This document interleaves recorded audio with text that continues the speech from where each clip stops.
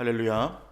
이 시간 예배 자리에 나와서 그리고 방송을 통해 교대 자리를 지키시는 모든 성도님들에게 하나님의 크신 은혜와 평강이 함께 하시기를 주님의 이름으로 축원합니다. 오늘 말씀의 제목은 십자가 나의 전부입니다. 십자가 나의 전부입니다. 우리 예수님은 어제 말씀에 모든 배반과 수치와 조롱을 겪으시고 홀로 길을 걸으십니다. 그간 함께 있었던 많은 친구들 또 제자들, 예수님을 추종하였던 수많은 팬들은 이제 예수님을 떠났고 예수님은 홀로 남으셔서 이 모든 고난과 수치를 홀로 감당하고 계십니다.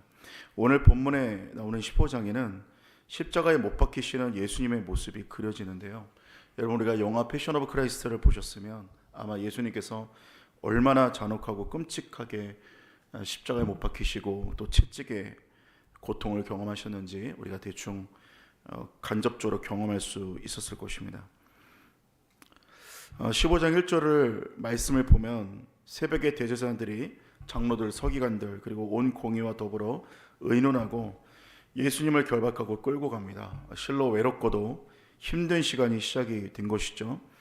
그리고는 총독 빌라도에게 예수님을 넘기게 되는데, 여기서 이제 사형을 집행하려면 이들이 자신들만의 어떠한 것으로는 되지 아니하고 로마 정부의 허락이 필요했습니다. 그래서 유대인들을 관할하는 빌라도의 승인이 필요했기 때문에 이제 빌라도에게 예수님을 데려가게 됩니다. 이들은 예수님을 신성 모독의 죄에 대해서 처음에 책망했는데, 막상 이제 신성 모독만으로는 예수님을 십자가에 못 박을 방법이 없기 때문에 빌라도에게 어필하기 위해서 그를 정치적인 선동가 그리고 유대인의 왕이라 해서 예수님을 넘겨주게 됩니다. 근데 한 가지 좀 특이사항은 빌라도의 신문 앞에서 예수님이 아무런 대답을 하지 않았고, 이에 대해서 빌라도가 굉장히 놀랍게 여기게 됩니다.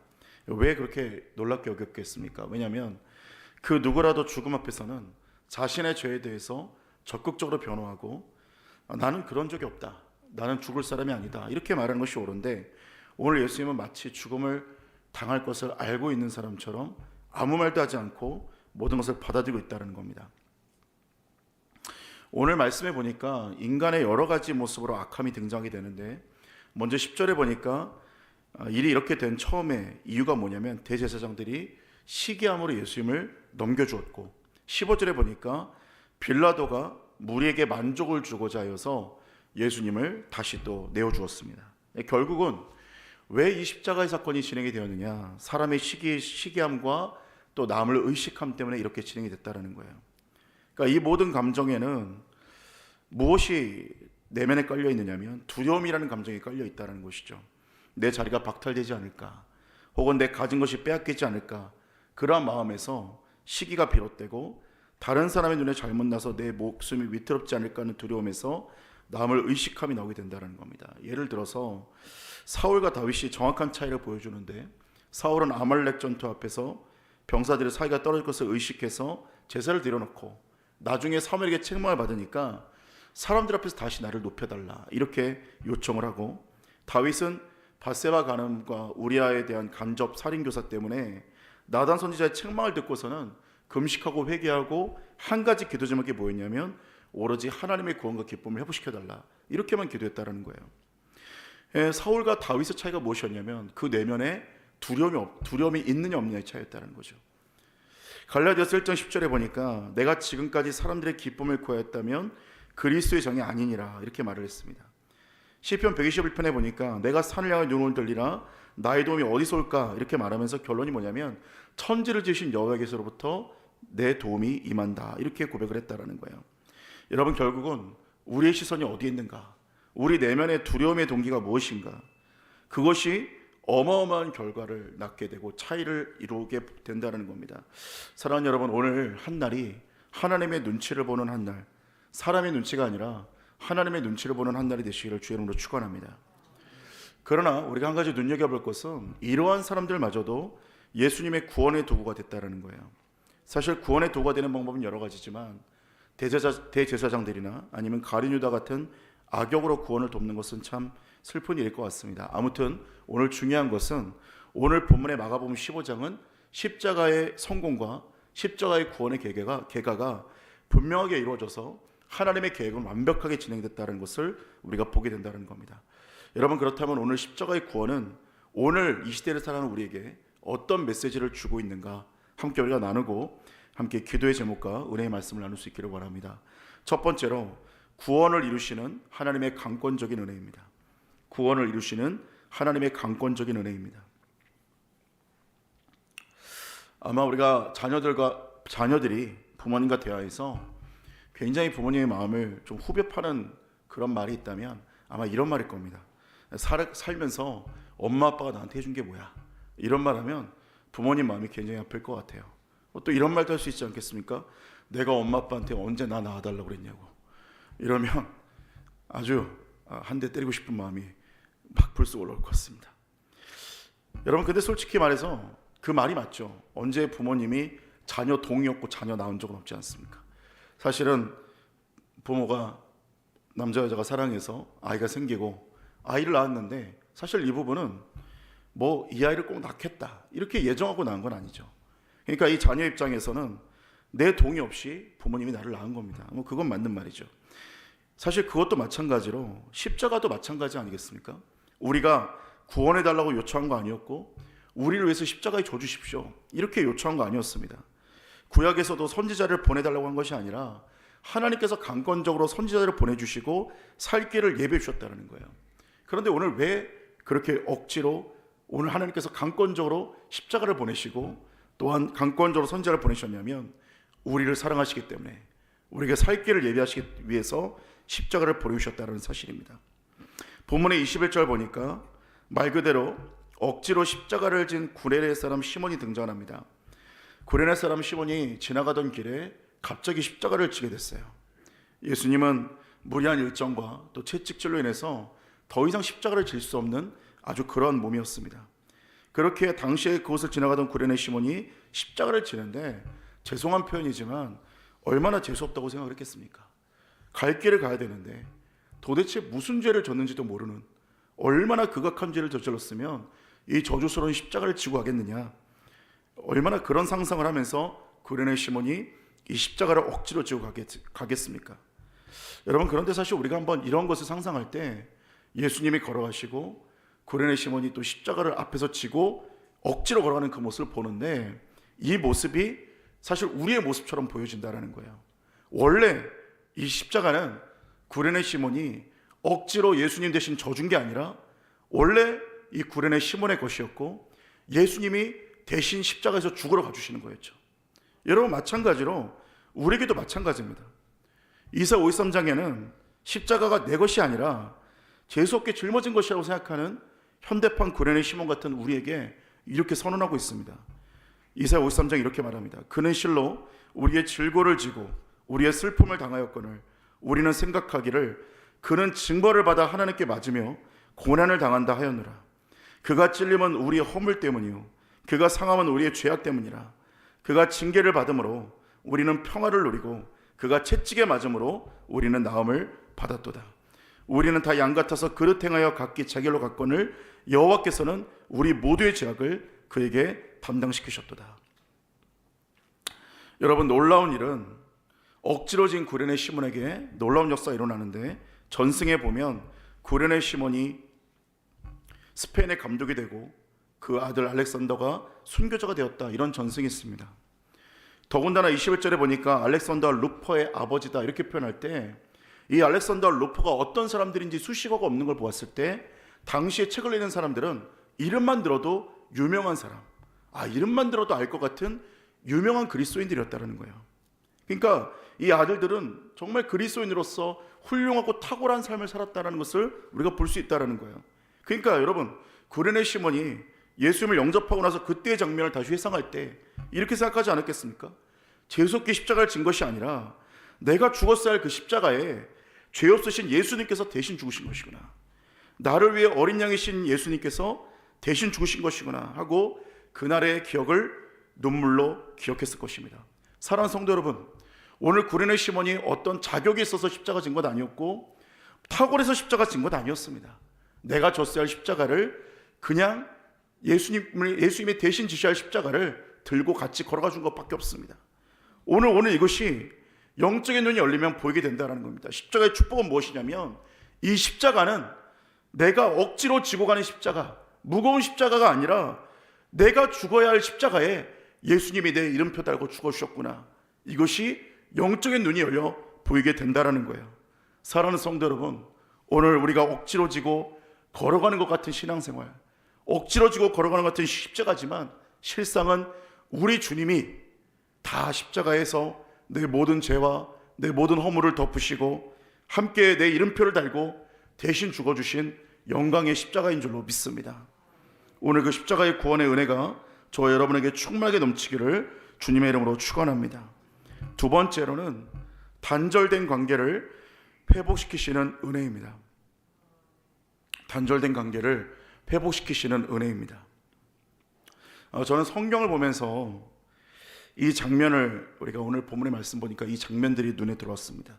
24절을 보니까 십자가에 못 박고 그 옷을 나눌세 누가 어느 것을 가질까요? 제비를 뽑더라, 이렇게 말하고, 29절 30절을 보니까 지나가는 자들은 자기 머리를 흔들며 예수를 모욕하여 이르되 아하, 성전을 헐고 사흘에 짓는다는 자여, 네가 너를 구원하여 십자가에서 내려오라고. 또 보니까 대제사장과 서기관들과 함께 희롱하여 서로 말하되 그가 남은 구원하였을 때 자기는 구원할 수 없도다. 십자가에 못 박힌 자들도 예수를 욕하더라. 여러분, 예수님께서 당하신 그 모욕은 이루 말할 수가 없습니다. 사람이 십자가 위에서 죽어가는데 밑에서 그 옷을 갖다가 밑에서 제비 뽑고 있어요. 죽어가고 있는데, 그리고 지나가면서 머리 흔들면서 성전을 헐고 사흘에 짓는다는 자요, 이제 내려와서 너를 한번 구원해봐라. 너 남은 구원하는데 왜 너는 구원하지 못하느냐. 여러분, 그 남을 구원한다라는 게, 그 구원의 십자가가 자신들인 것도 모르고 나 남은 구원하는데 왜 너는 너 스스로 구원하지 못하느냐, 이렇게 말했다라는 거예요. 여러분, 사실은 예수님은 사람의 대접조차 받지 못하고 사람 취급도 못 받고 돌아가신 겁니다. 얼마나 잔혹한 십자가예요. 십자가에 못 박혀 죽어가는 사람에게 동정이라도 해야 될 거 아니에요. 근데 모욕을 하는 거예요. 여러분, 근데 저는 이 모습이 사실 지금 현대 살아가는 우리의 모습과 비슷하지 않은가, 그렇게 생각이 들었어요. 송명의 시인이 쓴 얼마나 아프실까라는 복음성가의 가사가 이렇게 나옵니다. 얼마나 아프실까, 하나님의 마음은 인간들을 위하여 아들을 제물로 삼으실 때. 얼마나 아프실까, 주님의 몸과 마음 사람들을 위하여 십자가에 달려 제물 되실 때. 얼마나 아프실까, 하나님 가슴은 독생자 주셨건만 인간들 부족하다 원망할 때. 얼마나 아프실까, 주님의 심령은 자신을 주셨건만 사람들 부인하며 욕할 때. 여러분, 우리도 사실은 십자가에 못 박히신 주님 밑에서 주님을 모욕하는 자들처럼 우리도 그렇게 살아가는 모습이 있을지 모릅니다. 가끔 십자가가 최고의 복이라고 예수님 믿을 때는 그렇게 눈물로 말했지만, 살다가 내 기도의 제목에 응답되지 않으면 하나님을 원망하고, 내 뜻대로 되지 않을 때는 하나님은 나를 버렸다고 생각하기도 하고, 죄로 인해 얼룩진 내 삶을 보면서 주님의 사랑은 이제 더 이상 나를 향해 비춰지지 못할 것이다. 내 상황과 환경이 엉망이 되었을 때 이제 원망과 불평하고 주님이 나를 버렸다고 생각하는 그 모든 모습들 볼 때, 주님이 십자가에 못 박혀 죽으셔도 이것만으로도 부족하느냐, 우리에게 물어보실 수 있다는 거예요. 여러분, 그런데 그러한 때에 사람들이 그렇게 원망하고 사람들이 그렇게 원수되어서 예수님을 조롱할 때, 그때에 예수님이 죽으시고, 그때에 성소의 휘장이 위로부터 아래까지 찢어져서 둘이 되고, 이제는 하나님과 우리 사이가 막혀있던 담이 활짝 열리게 돼서 예수님의 피로 말미암아 하나님께 나아갈 담력과 자격을 얻게 된 줄로 믿습니다. 이것을 로마서 5장 10절이 뭐라고 말하냐면, 우리가 원수 되었을 때 자격 없을 때 그의 아들의 죽으심으로 말미암아 하나님께 화목하게 되었은즉 화목하게 된 자로서는 더욱 그의 살아나심으로 말미암아 구원을 받을 것이니라 말씀을 하고 있습니다. 사랑하는 성도 여러분, 오늘 우리의 어떠한 환경과 상황 가운데 절망이 있고 어두운 먹구름이 껴있을지라도 예수 그리스도의 십자가가 우리를 위하여 어떠한 일을 하였는지를 바라보고 주님과의 그 놀랍게 그 관계를 여신 것을 바라보며 오늘도 주님을 바라보고 주님 손잡고 일어나는 저 여러분 되기를 주님의 이름으로 축원합니다. 마지막 세 번째로는 하나님의 나라를 기다리는 은혜입니다. 하나님의 나라를 기다리는 은혜입니다. 십자가 사건이 있는 이후에 참 놀라운 사람이 우리의 눈을 집중하게 합니다. 43절 보니까 이렇게 말하죠. 아리마대 사람 요셉이 와서 당돌이 빌라도에게 들어가 예수의 시체를 달라니 이 사람은 존경받는 공의원이요 하나님의 나라를 기다리는 자다, 이렇게 말합니다. 아리마대 사람 요셉이 있는데 예수님의 시체를 장사 지내기 위해서 시체 달라고 합니다. 그런데 이는 어떤 사람이었었냐면 사내들인 공의의 유력한 공의원이었고 최고의 출세가도를 달리는 그런 인물이었습니다.